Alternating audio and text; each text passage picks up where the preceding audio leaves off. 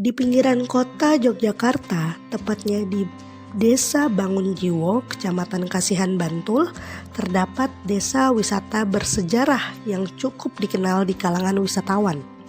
Namanya Desa Wisata Grabah Kasongan. Sudah sejak lama desa itu menjadi sentra kerajinan gerabah di Yogyakarta. Berbagai macam barang olahan gerabah banyak dihasilkan para penduduknya, mulai dari piring, kuali, kendi, guci, pot dan figura, mainan anak, hingga karya-karya lainnya. Berjarak hanya sekitar 7 km dari pusat kota Jogja.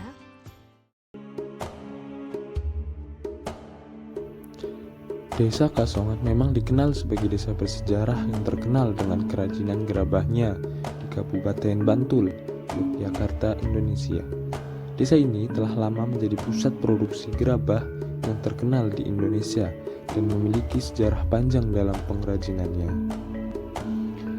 Sejarah Desa Kasongan memiliki tradisi pengrajin gerabah yang telah ada sejak zaman dahulu. Warisan ini turun-temurun dari generasi ke generasi, sehingga membuat desa ini menjadi produksi gerabah yang berpengalaman. Dalam kesenian dan budaya, pengrajin gerabah di Desa Kasongan adalah bagian penting dari kehidupan budaya dan kesenian di daerah tersebut.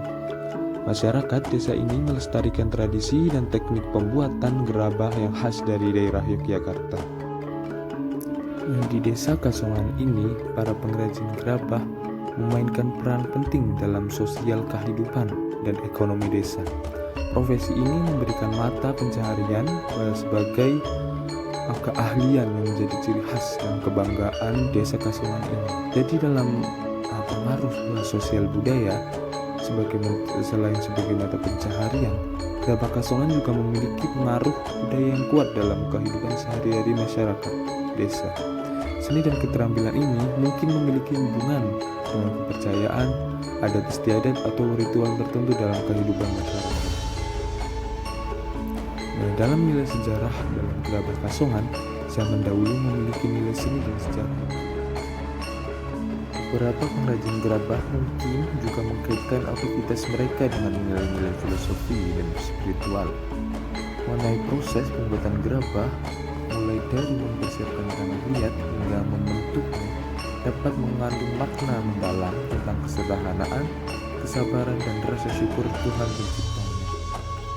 Secara keseluruhan, pembuatan gerabah Kasongan bukan hanya sekedar proses produksi barang, tetapi juga mengandung banyak makna dan signifikasi yang menyeluruh bagi masyarakat desa, budaya, dan kehidupan ekonomi mereka di Desa Kasongan tersebut.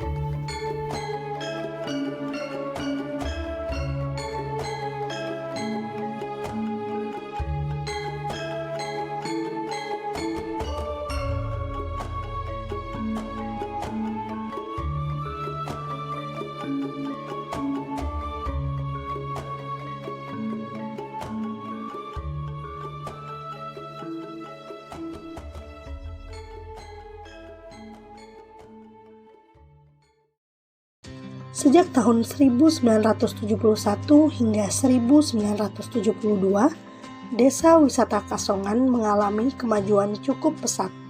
Sabto Hudoyo, seorang seniman besar Yogyakarta, membantu mengembangkan desa wisata itu dengan membina masyarakatnya yang sebagian besar pengrajin untuk memberikan sentuhan seni dan komersial bagi desain kerajinan gerabah. Hal itulah yang membuat gerabah yang dihasilkan tak lagi monoton, tetap dapat memberikan nilai seni dan ekonomi yang tinggi. Desa Kasongan telah memberdayakan masyarakat setempat dengan menciptakan peluang kerja dan pendapatan yang lebih baik. Pengrajin gerabah dan keluarga mereka mendapatkan manfaat ekonomi dari aktivitas ini, yang berdampak positif pada kesejahteraan desa secara keseluruhan. Beberapa program pendidikan dan pelatihan telah diadakan untuk mengajarkan keterampilan pembuatan gerabah kepada generasi muda dan memastikan bahwa tradisi ini terus berlanjut ke masa depan.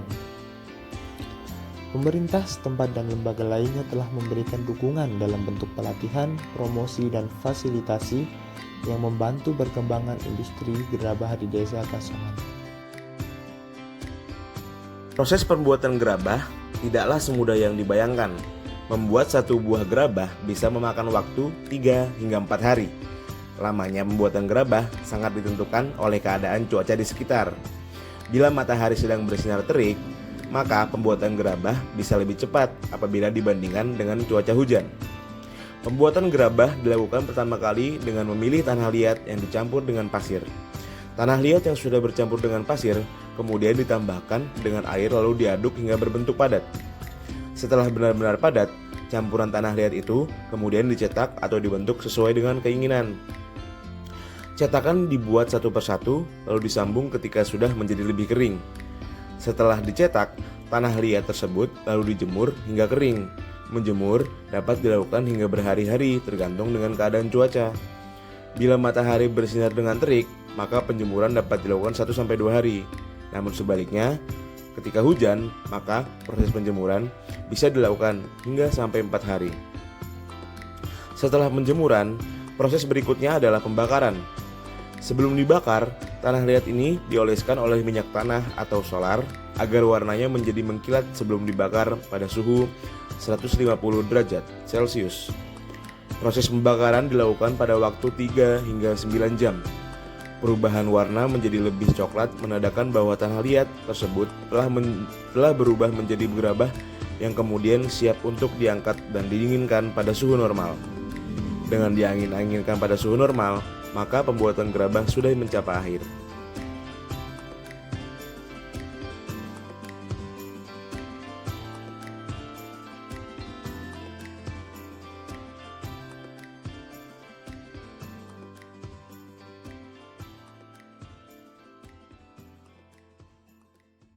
Sebelumnya dengan Mas siapa ya Mas? Dengan Mas Ersan Wibowo. Dan sebagai apa Mas? Pengrajin? Sebagai pengrajin tanah liat, jadi pengrajin gerabah Kasongan. Sehari-hari bisa dapat berapa butir ini? Ini kalau cetakan kayak gini sehari mungkin bisa 20-30 biji. Sejenisnya apa aja Mas? Kalau jenis gerabah itu ada yang gerabah cetak, terus ada yang gerabah putar. Nah, kalau sedangkan yang ini itu model cetak, jadi jenis-jenisnya jenis pot tabung gitu. Pot tabung. Oh ya. Kalau semisal ini kan sudah gerabah cetak ya Mas. Proses pembuatannya apa saja sih Mas? Mungkin dari proses pencetakan. Jadi proses pencetakan kayak gini. Iya. Nah, nanti kalau sesudah jadi itu seperti ini. Nah, terus nanti setelah ini dihaluskan. Oh. Jadi proses penghalusan. Gitu. Nah, kalau sudah proses penghalusan nanti nunggu kering. Nah, kalau sudah kering mungkin butuh waktu 3-5 hari. Nah, kalau sudah kering nanti dibakar. Berarti proses terakhir itu dibakar ya Mas ya? Iya, proses terakhir dibakar. Untuk alatnya dibutuhkan apa saja Mas buat pencetakan seperti ini? Kalau untuk pencetakan kayak gini, satu untuk alat cetaknya ini bahannya dari gipsum. Oh, gipsum. Jadi dari gipsum. Terus kalau alat-alatnya itu banyak Mas. Jadi ada secang, kayak gini secang. Oh, secang. Terus ada serat, jadi serat kawat untuk serat kawat untuk motong tanahnya ini. Yeah.